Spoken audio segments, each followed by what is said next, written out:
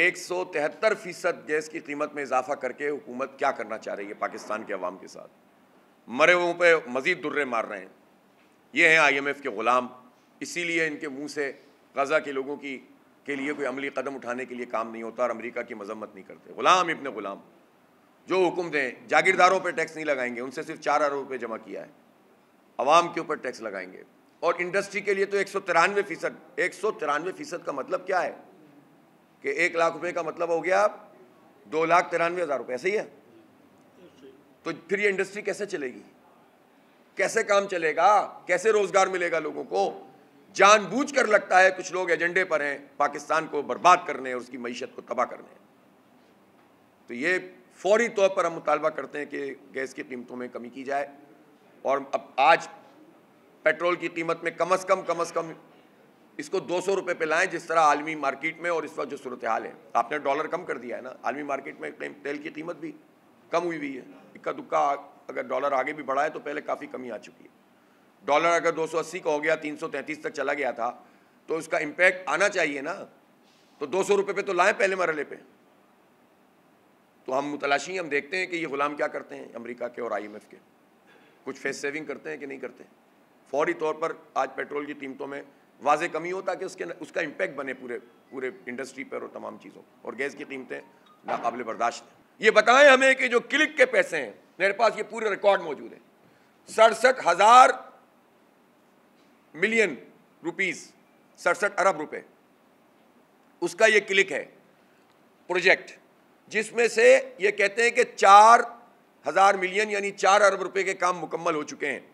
ہمارے پاس وہ لسٹ موجود ہے جس کو ہم نے پوائنٹ آؤٹ بھی کیا ہے کہ اس میں سے بہت سارے کام ایسے ہیں جو ہوئے ہی نہیں ہیں اور اس میں درج ہو گیا کہ ہو گئے. اور یہ براہ راست مرتضی وہاب اس کے ذمہ دار ہیں.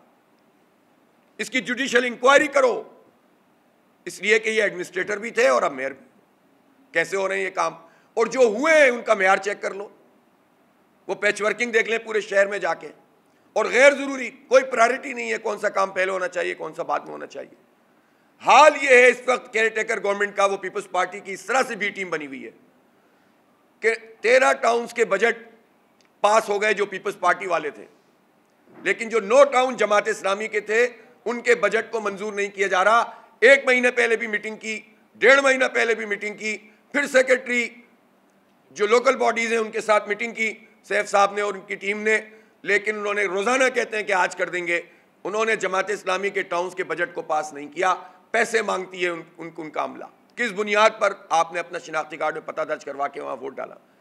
گویا جو آپ کینٹونمنٹ بورڈ میں اور رہتے ہوئے کراچی میں الیکشن لڑ ہی نہیں سکتے تھے, آپ نے ایک جال سازی کر کے اپنا نام درج کروایا. اتنا جعلی قسم کا میئر, اتنا قبضہ قسم کا میئر, اتنا فراڈ قسم کا میئر. شرم نہیں آتی ان لوگوں کو. اور یہ ہمارے اوپر مسلط ہیں. اور ان کو سپورٹ کون کر رہا ہے؟ ان کو سپورٹ کر رہا ہے الیکشن کمیشن. تو یہ جو بائی الیکشن یا اس سے پہلے جو قبضہ میئر والا الیکشن ہوا تھا جس پہ قبضہ کیا گیا تھا, وہ بھی مرتضی وہاب صاحب نہیں لڑے تھے, وہ راجہ سکندر سلطان صاحب اور اعجاز انور چوہان صاحب نے جیت کر دیا ہے ان کو. یہ ہے ہمارا الیکشن کمیشن. اور اس وقت بھی جو ضمنی انتخاب 5 نومبر کو ہو رہا ہے وہ مرتضی وہاب صاحب نہیں لڑ رہے, اعجاز انور چوہان صاحب لڑ رہے ہیں جماعت اسلامی سے اور دوسری پارٹیوں سے, پیپلز پارٹی کی طرف سے.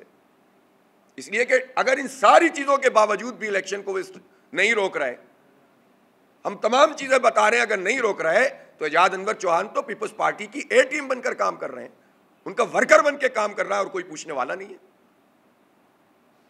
کیسے ممکن ہے کہ آپ ایک طرف ضابطہ اخلاق بنائیں اور کہیں کہ کوئی chairman, vice chairman, mayor, deputy mayor کسی الیکشن مہم کا حصہ نہیں بن سکتا, اور میئر کا ٹائٹل رکھتے ہوئے سارے کام بھی جاری ہیں, مہم بھی چل رہی ہے اور ضابطہ اخلاق کی دھجیاں اڑ رہی ہیں, اور اعجاز انور چوہان پیپلز پارٹی کی اے ٹیم کا اور کارکن بن کر سپورٹ کر رہا ہے اس قبضے کو.